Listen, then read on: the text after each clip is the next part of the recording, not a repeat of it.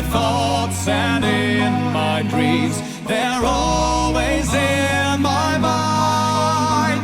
These songs of hobbits, dwarves and men, and elves, come close your eyes. You can see them soon. Now that I've repeatedly and completely sabotaged dungeon masters in their attempts to control things, I like to show them how weak the plan is. So here's some advice for DMs. A lot of DMs, when they read the Dungeon Master Guide, they see a chapter on like poisons and disease, and they're like, oh man, this is boring, and they skip it. And so they never do this stuff. Read those chapters because they're really good. Because it's one of the best tools a DM can use, and it's one of the best ways to scare the shit out of players. So here you gotta inflict diseases on your characters, and here's how you do it. If they're ever in a sewer, if they're ever fighting some kind of verminous monster like rats, like you know how I always hate giant rats and fucking bugs because it makes you feel like a glorified exterminator. Well, if you're gonna, like, usually low level characters do this, and so like if you're gonna throw in rats or dire rats or something like that, or there's like a garbage monster called an Otyugh or something. I don't know how to pronounce it. Otyugh. It's kind of like the Dianoga in Star Wars when they're in the trash compactor and it's like this big thing. It's got this horrible stink. Here's what you do.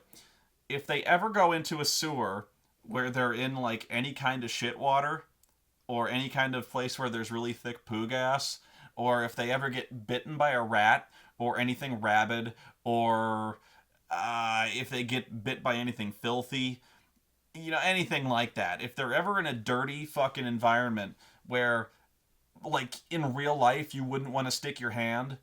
So, like, if there, if I told you, go into the sewer, and you went down there and you got bitten by a rat, you'd be scared shitless. Because if you got bitten by a rat, you'd go to the doctor, like, immediately. You'd soak your hand in goddamn bleach. So you got to put that fear into them from the beginning. And so what you do is, in secret, every time they take an injury in one of those environments, in the book, they have a roll. They have a constitution save to avoid getting the disease. And you track that independently. Okay? So, like, if somebody gets bit and they fail their constitution roll, then you write that down. And so, in the book, they have an incubation period, and they have, like, 3 phases if the disease gets worse and worse and worse. So, you don't tell them they have a disease. You don't laugh, you don't snicker, and you don't even tell them how they got it. Okay? What you do is, all of a sudden, during another combat, if there's any kind of effects, like they get a -1 to attack, or they're nauseated after a certain condition, or if they're tired, or they lose, like, usually what it is like, they lose it, in the new edition, they lose a healing surge a day. So, like,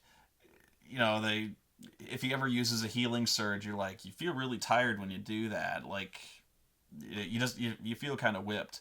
And so, give them hints, but don't tell them, like, you've got a disease until it gets to the point where they're, like, throwing up, or, like, the effects are impossible to ignore, like it says they form, like, pustules and stuff like that. Then it's fairly obvious. But this'll happen where, like, they don't know what's going on. They're like, why am I tired? I don't know. And so, like, there's actually some kind of paranoia. It's usually doesn't last that long because they figure out pretty quickly they've been diseased. But then all of a sudden they go, what do I do about it? So they go, well, they all of a sudden they start asking each other who's got the healing proficiency, because then you can actually, like, treat disease, and it makes players feel really smart, like their choice has been validated to take the healing proficiency, because all of a sudden they're not just, like, treating injuries, they're treating diseases, and so they're like, I'm really indispensable here, I'm doing awesome and stuff. So it also gives them it gives you an excuse to make them go where you want them to. So, like, if they don't, you can make something up. Like, if there's, one of the biggest ones is filth fever. Filth fever is usually what you get when you're going around in the sewers or a rat bites you. That's the low level one. That's the one that most people often get.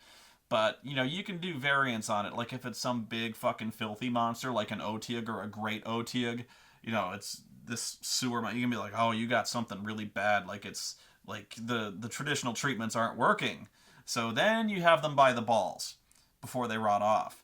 You're like, oh, you're feeling really sick, but you've local knowledge, but you've heard of some weird hermit who might have a cure, and then they go where you want them to, on a boat. Like, you have to cross this swamp on a raft, and then when they're in the swamp, they get bitten by mosquitoes, and then they all get malaria. See where I'm going with this? All of a sudden, these guys become complete germaphobes. They're like, I'm not going in the fucking sewer, fuck you. There's like, it smells like poo gas down there, and there's like shit logs floating past, and I'm not wading through that. So like, then it's actually, you actually get some role playing out of them, where they're not just like, oh, a sewer, no problem, we go down there with lit torches. All of a sudden there's a cost to heroism. Or they're trying to do something to protect themselves, or they actually try to prepare. There's actually some things that like can purify water in some degree. All of a sudden they're taking spells they wouldn't ordinarily take. So there's actually creativity that kind of goes on there. And if you're finding the players are having too easy a time of it, that's another way to kind of keep them in check. It's really annoying as a player when all of a sudden every time you get bitten by a rat or something like that you're like, oh, fuck, I'm going to get sick.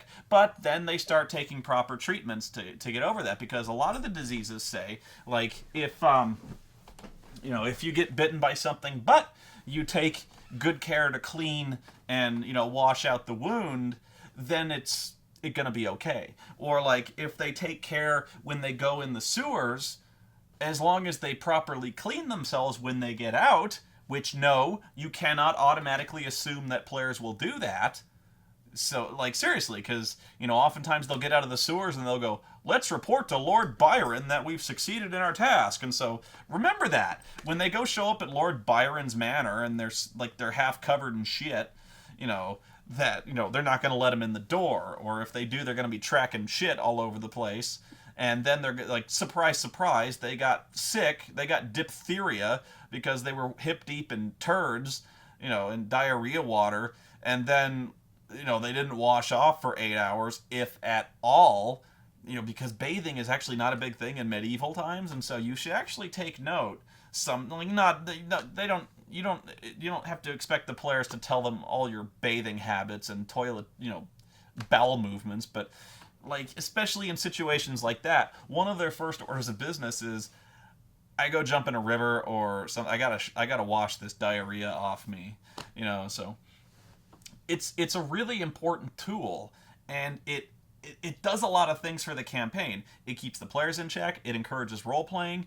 It makes players go where you want them to in special cases if they catch something weird. What else? I was gonna say something else. What was it? I can't. It was a really good one too. But it also adds. Yeah, here's what it was. It also adds flavor, and it lends an air of realism to your fantasy game, which actually is a very important thing to ground players. Kind of believe that it's a reality and act accordingly. Oftentimes, players don't know how to act in some kind of medieval setting because they're like, it's so weird. There's a fucking dark elf over there. How do I talk to a dark? I don't know. So like when you add that idea, all of a sudden they start thinking, which again is sometimes kind of hard to put yourself in the shoes of that. So like all of a sudden when you go to an inn and you're like, we need a room, people will speak up and they'll be like, yeah, we also want to pay for a hot bath. Role-playing. It sounds silly, and it is a little silly, but all of a sudden, they're kind of making demands. They're like, we're gonna do this right, because if we don't, the DM is gonna infect us with shit. So, all of a sudden, it brings things out. It brings out some role-playing, because all of a sudden, they're at an inn, and they're like, yeah, taverns and inns are good for more than just getting an extended rest and spending healing surges. We can actually kind of role-play here. I want a hot bath. I want to get a good room. That's another thing. Like if they go to sometimes they'll be like, I want to go to an inn. And they're in some really shitty part of town. Or even some characters will seek out really shitty inns because they're like, I'm street, I'm hardcore, you know. So they're like, I'm gonna go to the tavern down by the pier where all the sailors hang out, which, by the way, should be a pretty obvious indicator right there if they want to hang out with sailors. So they'll be like, and you can, as a DM, you can kind of drop hints by this. You're like, oh man, you walk past, like you're looking for rumors, and you walk past this filthy fucking tavern. It's like it's falling apart. There's really raucous laughter. There's a dude puking out the window. A chair gets thrown out another window. Some guy throws up on your shoes. You know, they're drinking this horrible battery acid smelling grog. You know, that kind of stuff you see in The Secret of Monkey Island, where the grog can burn through the table. So when they go in there and they're like, we want a room, do this. The innkeeper says like, oh well, we don't have any rooms, but you can sleep in the common room if you want.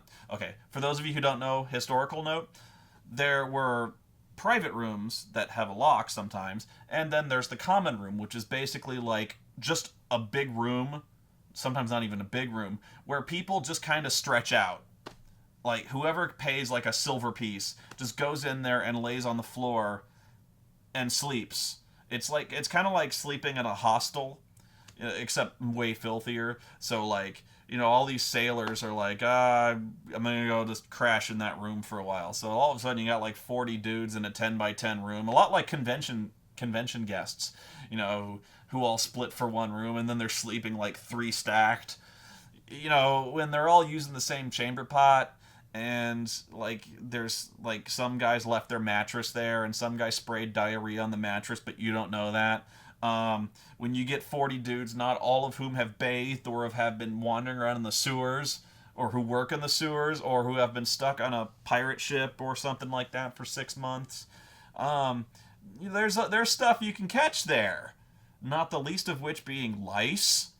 So all of a sudden, like, you can start dropping hints like, man, you itch all over, dude, or like, you got crabs, bro, or, you know, all of a sudden, so like you got really bad lice, and you're like, the player just looks at you like, you motherfucker, you know, like, sometimes they won't care. It's like, okay, I cut my hair off. Okay, but, you know, it's another thing that players will be careful about. Like, sometimes they'll be like, yeah, I'm going to save money, I'll go to the common room. And most DMs will just be like, okay, the evening passes without event. You wake up, no. Make them pay that extra money. And oftentimes, if the innkeeper sees that you guys are kind of frou-frou, or it looks like, you know, you have money, or you've got really fancy armor on, you can even have the innkeeper go like, well, you can pay for the common room, but I wouldn't want to go in there. There was some guy with massive taco shits, you know, like just stuff like that, you know. And so you can gouge them for money, potentially, like 5 gold pieces if you want the only room left, you know. So, and then you can actually have the players, if they're creative, can try to work like intimidation or diplomacy or haggling or stuff like that. Role playing. So I guess that's really what it's about, is partially a new kind of weapon that DMs can use, and a good one. It's one that doesn't seem unfair. That's a big thing when it comes to players. Players can tell when you're picking on them, but this isn't one of them. This isn't stealing stuff from them to get them to do what you want. It's perfectly fair. Like, they can't argue with that. You know, all of a sudden the priest says, sorry man, you've got stage 3 filth fever. It's going to cost a lot to cure this. And they're like, well, why? And the priest is like, bro, were you swimming in diarrhea water in the sewers? And they're like, shit, yeah. That was stupid? And he's like, yeah, that was pretty stupid. And they're like, oh, fuck, we got to be careful about that. Minor point, but also weapon and armor maintenance. You know, when you're walking around and you're in the sewers, stuff gets ruined. You know, all of a sudden, like, say, like, well, you know, you were walking around down there, and sometimes all the scrubbing in the world ain't gonna get that shit out of your chainmail, or your leather armor, which kind of soaks in there, or if they're wearing padded armor, it's ruined, bro. It's just gone. So, you know, if they go into the sewers, they might have to kind of reconcile themselves with the fact that they're not getting that stuff back, or they're going to have to throw it out, else they be deemed El Stinko forever. So I guess that was as much about how to deal with sewers as much as it was with the diseases in the DMG. But a lot of people gloss over that, and they shouldn't. because it's really useful. So yeah, there you go.